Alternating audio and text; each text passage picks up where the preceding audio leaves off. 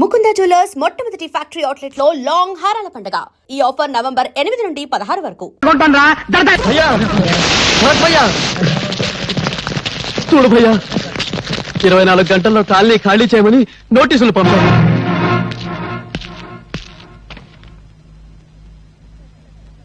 చట్టం వాళ్లకు అనుకూలంగా ఉంది. అంటే మీ నాన్న లక్ష్మీనగర్ ను ఖాళీ కమ్మేశాడు. వాడు పచ్చి మాంసం తినేవాడు. ఎంతమందిని పొట్టను పెట్టుకున్నాడో, ఎన్ని బ్రతుకులు అన్యాయం చేశాడో అందరికీ తెలుసు. భరత్ భయ్యా, వాడికి భయపడి మనందరం దిక్కులని వాళ్ళం కావాల్సిందే. మాట్లాడు భయ్యా, మాట్లాడు భయ్యా. మోసం. లక్ష్మీనగర్ డాక్యుమెంట్లు నా పేరున కాకుండా మీ పేరును రాయించుకుంటారా? ఇది అన్యాయం. నేను ఒప్పుకోను. తుపాకీకి తుప్పు పట్టిందేమో చూసుకుంటున్నారా మగడా? అయినా వెరైటీస్ గన్లు బావ పేరుతో ఉంటే ఒకటి, మన పేరుతో ఉంటే ఒకటినా? బావ మాత్రం పరాయోడా? మనలోనే సోషలిజం లేకపోతే ఇంక దేశానికి ఏం తెస్తామయ్యా? రేపు గనులు అవుతాం, వెరైటీస్ పడుద్ది, కోట్లు వస్తాయి. కాళీగారు మనకి ఎలక్షన్ ఫండ్ ఇస్తారు కదా, ఓట్లని ఎమ్మెల్యేని కొంటాం, నేను సీఎంని. నేను ఎలాగో ఉప ముఖ్యమంత్రిని.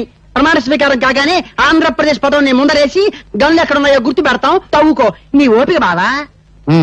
ఆడ తప్పితే చా, బుద్ధ విగ్రహం మీద ఒట్టు. భరత్, సావును వెతుక్కుంటూ వచ్చావా? చచ్చే వాళ్ళు ఎంతమందో లెక్క చూడడానికి వచ్చాను రా. ఏంట్రా కలుస్తా? కలుసరా? ఒక్క బీడి కలిస్తే నాకు తగ్గొస్తుంది. మనుషుల్ని బీడీల్లో కలిసే నువ్వు మాత్రం ఏ రోగం లేకుండా సీమ పొందిన నిగనిగలాడుతున్నావు. కలుసరా? శభాష్. ఆహా, ఆ ధైర్యం చూస్తుంటే నాకు ఆంధ్రకేసరి మావయ్య గుర్తుకొస్తున్నాడు అయ్యా. నీలాంటి దేశభక్తులను చూసినప్పుడల్లా నాకు రోమాలు లెక్క పడుచుకుంటాయా అబ్బాయా? పగలో పార్టీ, రాత్రికో పార్టీ, చంకల్లో దూరేవాడివి, అటు ఇటు కానివాడివి, రాజకీయ బృహన్నలవి. నిక్కపడవడానికి నీకు రోమాలు ఎక్కడున్నాయరా? కాళ్ళు నాకడానికి 4 తప్ప. రిగ్గింగులు చేసి వీడు, బెడ్డింగులు మార్చి నువ్వు నాయకులైపోయారు. ఇండియాకు ఒకవైపు హిమాలయ పర్వతం ఉండబట్టే బ్రతికిపోయింది. అటువైపు కూడా సముద్రం ఉండి ఉంటే ఇండియాకు తాడు కట్టి విదేశాలకు అమ్మేసేవారు జిల్లాల. మురిగ్గుంటను కదిపారు, కంపు లేచింది. తేల్చండి, ఆనందించండి. లేచింది కంపు కాదురా, కడుపు మంట. ఆ మంటల్లో మిమ్మల్ని తగలేసే రోజులు దగ్గర పడ్డాయి. నోటీసులు పంపి లక్ష్మీనగర్ కలిసించడానికి చూస్తారా? అదే జరిగితే నీ చావు నోటీస్ అందుకుంటా. సౌండ్ ఓవర్ అయింది, కట్ చేస్తా. చేస్తావా? నా కళ్ళల్లోకి నీ కళ్ళు పెట్టి సూటిగా చూస్తున్నా. నేను చెప్పినట్టు చేస్తున్నా. నీ చేతిలోని రివాల్వర్ కింద పడేస్తున్నా. బంగారయ్య చేత సంతకం చేయించిన డాక్యుమెంట్స్ నాకు తిరిగిస్తున్నా. బావా, మధ్యలో అడ్డుపడ్డ వాళ్ళ దవడ పగలగొడుతున్నా.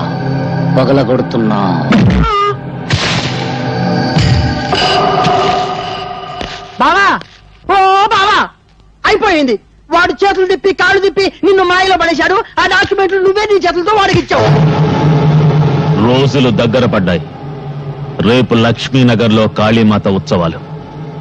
వాణ్ణి కాళీమాతకు బలిస్తాను.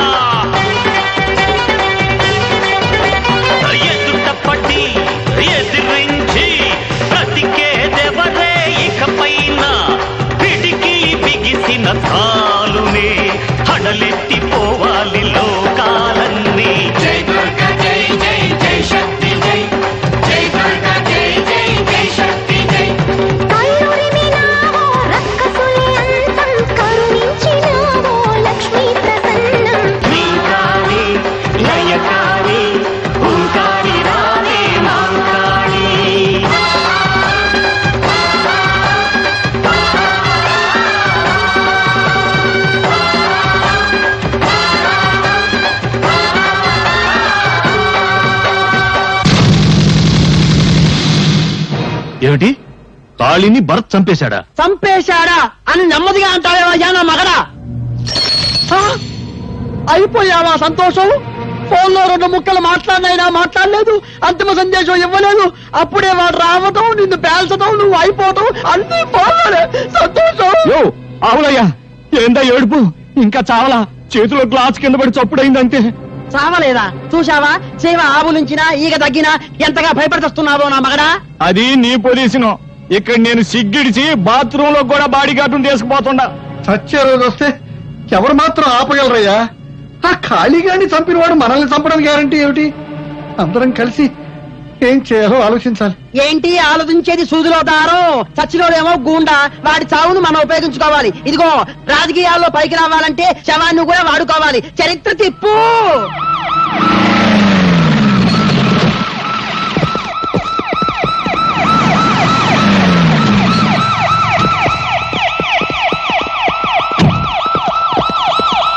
మొత్తం 50 మంది ప్రజానీకానికి నమస్కారాలు. ఇంతకీ ఇసం ఏందంటే, ఒక పేరు మోసిన గోండాని ఒక విప్లవకారుడు చంపేశాడు. అదే మమ్మల్ని కదిలించింది. ఆ గోండా వల్ల ప్రజానీకం ఎన్ని బాధలు పడ్డారు, ఎన్ని కష్టాలు పడ్డారో మేము స్వయంగా చూశాం.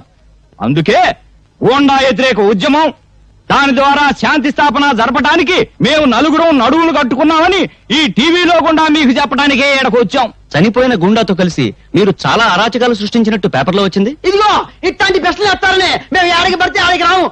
కోడిగుడ్డు మీద ఈకలు దిగుతారు బాబా ఇల్లు. ఇదిగో నిజం చెప్పాలంటే ఆ పేపర్ లో వచ్చినంత పచ్చి అబద్ధం. ప్రజానాయకమైన మమ్మల్ని అడ్డం పెట్టుకుని ఆ రౌడీ గారు బతికాడేమో గానీ ఆ రౌడీ గారికి మాకు ఎట్లాంటి సంబంధాలు లేవు. భూదేవి మీద ఒట్టు. నువ్వు చెప్పే సంతోషం బాబా మన ప్రజలకి.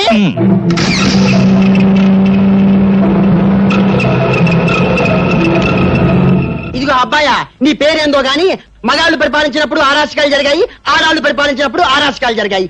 ఆడ మగ కానాలు అధికారంలోకి వస్తే అన్ని సక్రమంగా ఉంటాయన్న ఆశతోనే నేను మనాల పక్క చేరా. నువ్వెన్నన్నా చెప్పు, మేము ఒకటే. ఏం బావా? అదిగో వాళ్ళు ఒప్పుకున్నారు.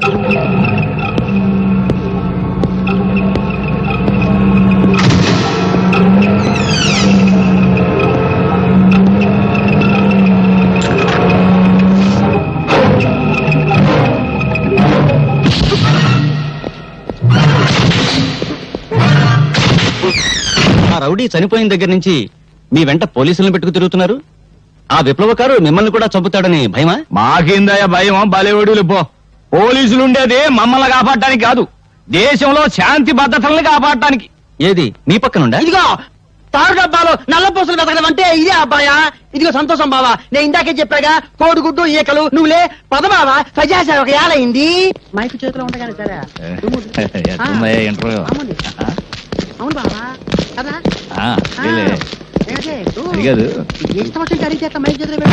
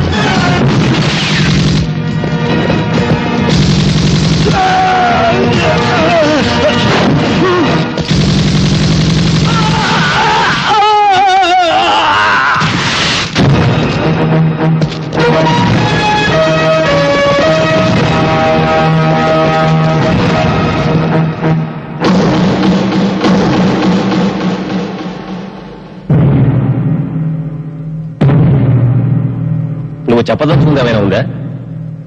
నేను చెప్పదలుచుకుంది చేసి చూపించాను. రంగరంగ వైభవంగా సర్వాంగ సుందరంగా సింగారించాల్సిన నా తల్లి భరతమాత అంగంగాన్ని అంగట్లో అమ్ముతున్న నరరూప రాక్షసుల్ని చంపాను. ఉరి తీస్తారా? త్వరగా చచ్చిపోయి ఏ తల్లి కడుపులోనూ పుట్టి త్వరగా పెరిగిపోయి మళ్లీ అటువంటి దుర్మార్గులు ఎవరైనా ఉంటే వాళ్ళను చంపేస్తాను. నాకు ఏ శిక్ష అయినా ఒకటి. ఇప్పుడే అందిన వార్త. అధికార పార్టీ మంత్రి శ్రీ సంతోషాన్ని, ప్రతిపక్ష పార్టీకి చెందిన శ్రీ ఆవులయ్యను, ప్రముఖ పారిశ్రామికవేత్త శ్రీ శ్రీపతిని, గూండా కాళీని చంపిన నేరానికి భరత్ కు ఉరిశిక్ష విధిస్తూ కోర్టులో ఈ రోజు తీర్పు చెప్పారు.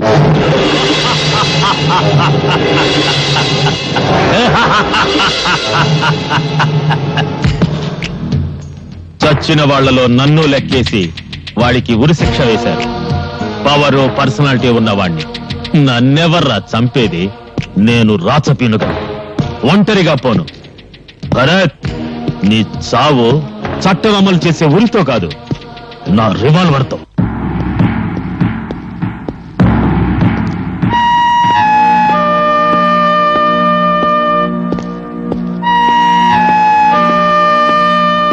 భరత్, నిన్ను ఉరిదీసే తేదీ డిసైడ్ చేశారు.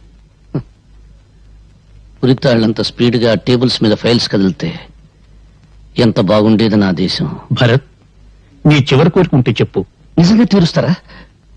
ఇదిగో, ఈ 4 గోళ్ల మధ్య చావటం నాకు ఇష్టం లేదు.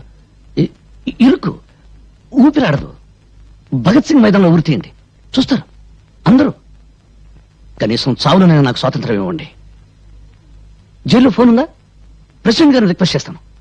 భగత్ సింగ్ మైదానం ఈ దేశంలో విప్లవం శంఖానాదం చేసిన పవిత్ర స్థలం. సార్, భరతం చుట్టానికి ఎవరు వచ్చారు? రమ్మను.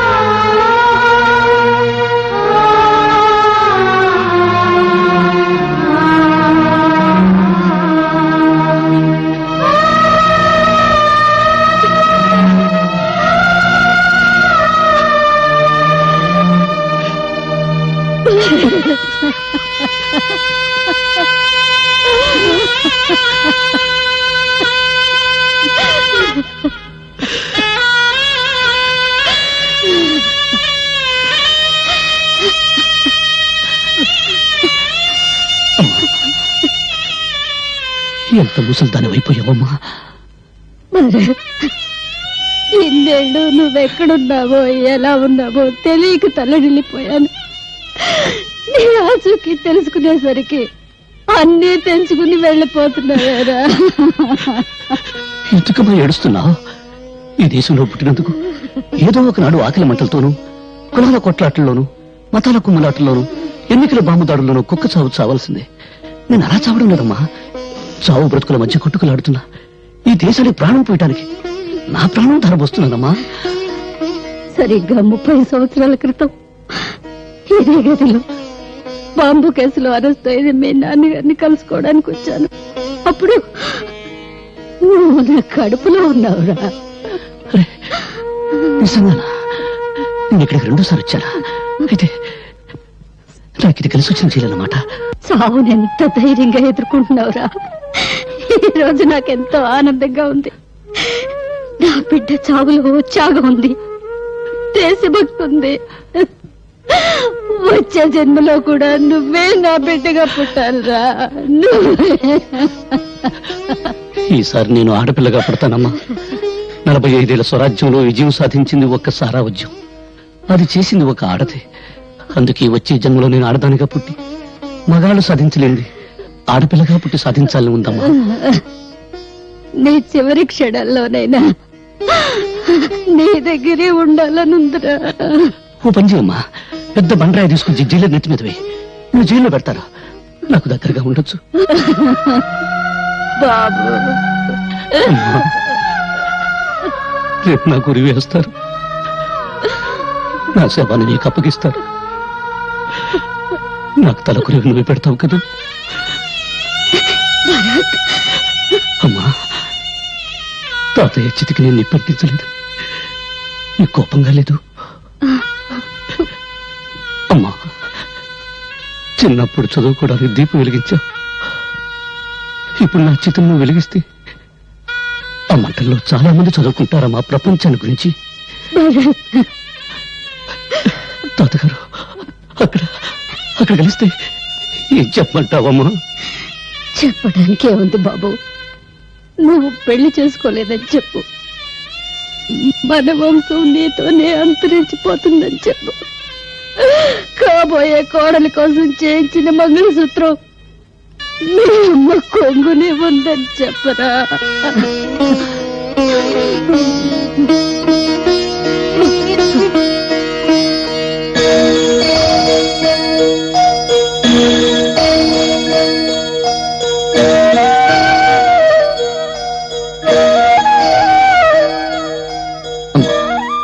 ఈ అమ్మాయి పేరు స్వాతి, పేపర్ పులి.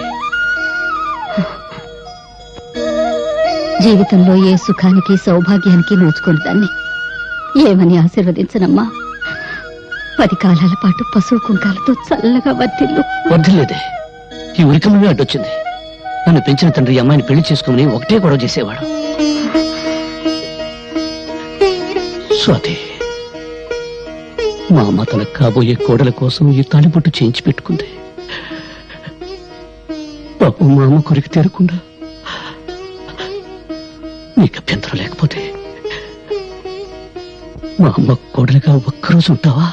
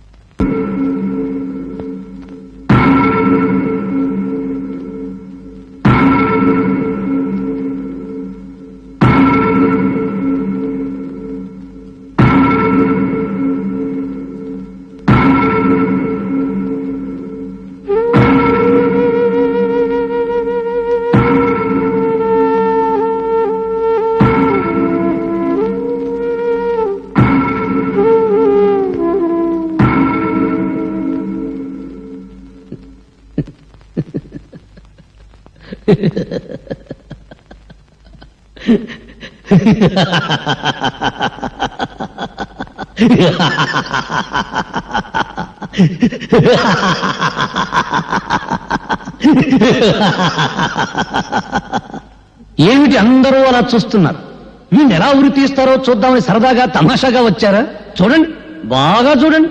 ఇప్పుడు నాకు ముసిగేస్తారు, తాడు తగిలిస్తారు. ఈ తలారి సోదరుడు ఒకే ఒక గుంజు కసక్కును గుంజుతాడు, అంతే. నాలుగు ఇలా బయటకు వస్తుంది, కళ్ళు ఇలా పుడుచుకొస్తాయి, మెడ ఇలా వేలాడుతుంది. ఫినిష్.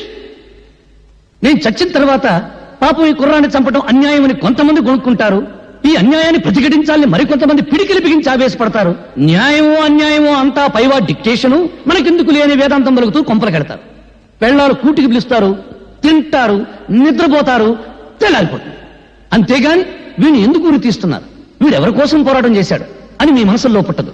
అసలు మీకు మనసులుంటే కదా పుట్టడానికి. అప్పుడు మీ మనసు తెల్లవాడికి బానిస, ఇప్పుడు నల్లవాడికి బానిస. దేశభక్తి మీలో ఎప్పుడో చచ్చిపోయింది. ఒకవేళ ఉన్న అది ఆగస్టు 15వ తారీఖున జెండా ఎగరవేసే టైంలో చటుక్కున పుడుతుంది. జనగణమన అధినాయక జయ హే అని పడగానే పుట్టుక్కున చచ్చిపోతుంది. అది అద్గది పుణ్యభూమి నాది.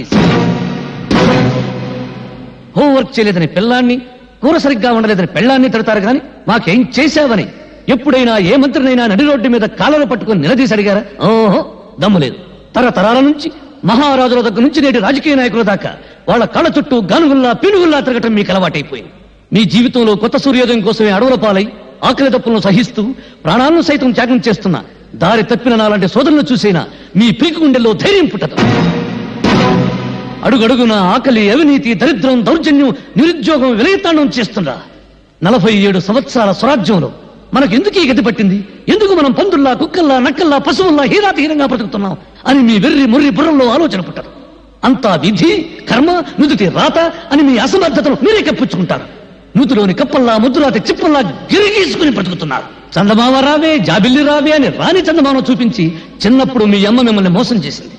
ప్రణాళికలు రావే, ప్రాజెక్టులు రావే, తెల్ల పంచదార కార్డుకు బంగారం దావే అని నాయకులు మిమ్మల్ని మోసం చేస్తూ పాడే పాటలు వింటారు, ముద్ర వేస్తారు, 5 సంవత్సరాలు బొటరు వేలు నోట్లో పెట్టుకుని చిక్కుంటారు. ఆ తర్వాత వాళ్ళు చేసే మోసాలు, దోపిడీలు మీరు కనిపెట్టకుండా ఉండడం కోసం మీకు చిన్న పని పెడతారు. ఏమిటా పని? నేను హిందువుని, నేను ముసల్మాన్, నేను క్రిస్టియన్, నేను బ్రాహ్మణుని, నేను రెడ్డిని, నేను చౌదరిని, నేను కాపుని, నేను హరిజనుని, నేను ఉత్తర హిందుస్థాన్, నేను దక్షిణ హిందుస్థాన్ అని మీలో మీరు రెచ్చగొట్టుకునేలా చేస్తారు. ఎక్కడ నీ పుణ్యభూమి, ఎక్కడ నీ దేశం? 1వ క్లాసు పిల్లాడు చదువుతాడు. నన్నయ బ్రాహ్మణ కులమన పుట్టెను, గాంధీజీ గుజరాతీ కోమటి, అంబేద్కర్ హరిజనుడు. ఎవడడిగాడండి వీళ్ళ కులం దేశానికి నూరి పుయ్యమని? ఇవన్నీ వాగితే నేను పిచ్చోడు. పొరపాటుని మీలో ఎప్పుడైనా దేశభక్తి అనే ఆవేశం పుడితే దాని మీద నీళ్లు చల్లడం చాలా తేలిక. ఇప్పుడు చార్మినార్ ఉన్న చోట శ్రీకృష్ణుడు ఆవులను మేపాడంటే చాలు, ఫినిష్. ధరలు పెరుగుతున్న సంగతి గుర్తురాదు, దరిద్రం పెరుగుతున్న సంగతి గుర్తురాదు, మీదకి నాయకులు తొక్కుతున్న సంగతి గుర్తురాదు. శ్రీకృష్ణుడు, ఆవులు, చార్మినార్ ఫలోమని పరిగెత్తుకుంటూ వెళ్తారు, ఒకరికొకరు నరుక్కుని చేస్తారు. జయ హే పుణ్యభూమి నా దేశం. ఒక్కసారి బాగా ఆలోచించుకోండి.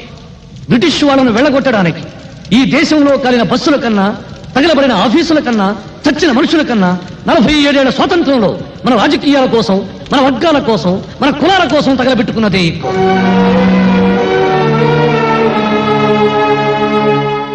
ఏమిటి అందరూ మౌనంగా నిలబడ్డారు?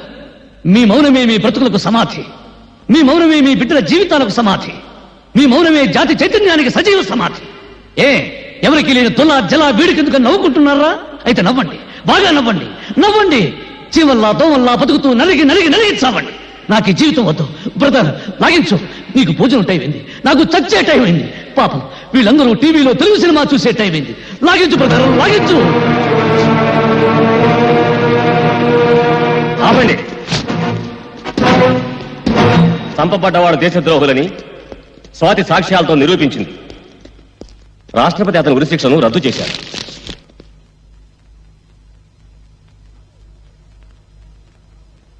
Stop it!